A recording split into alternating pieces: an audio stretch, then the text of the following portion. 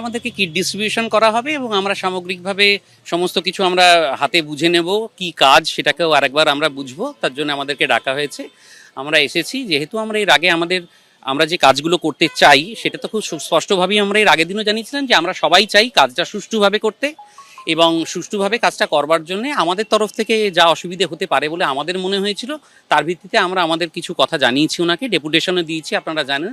মানসিকভাবে কাজ করার জন্য অবশ্যই প্রস্তুত, কিন্তু আমাদের যে 3 দফা দাবি ছিল সেই দাবিগুলোর ব্যাপারেও আমরা খুব আশাবাদী যে আমরা ভাবছি এখন ওনাদের সাথে দেখা করলে সেই যে দাবিগুলোর ব্যাপারে আমরা বলেছিলাম সেগুলোর সবটাই মানে পজিটিভ আমরা নিউজ পাবো। কিছু কাজের ব্যাপারে একেবারে আমরা প্রস্তুতই আছি। প্রস্তুত মানে এটা তো আমার কর্তব্যের মধ্যে পড়ে, তো আমি অবশ্যই আমার 100% দিয়ে এটা করব।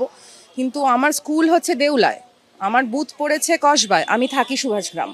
তাহলে এখন আমি যদি অন ডিউটিটা না পাই তাহলে আমি কখন কাজ করব? ওরা বলছেন 2টোর মধ্যে জমা পড়বে, আমি স্কুলে কি করে যাব? আমি স্কুলের ওপরে মুখাপেক্ষী থাকবোই বা কেন? ওনারা আমার অন ডিউটি দেবেন, ওনারা আমায় কাজ করতে দেবেন, সেটা আমি কেন থাকবো? আমাকে তো এখান থেকে একটা অ্যাসিওর করা উচিত। আমরা একদম প্রস্তুতি নিয়ে এসেছি।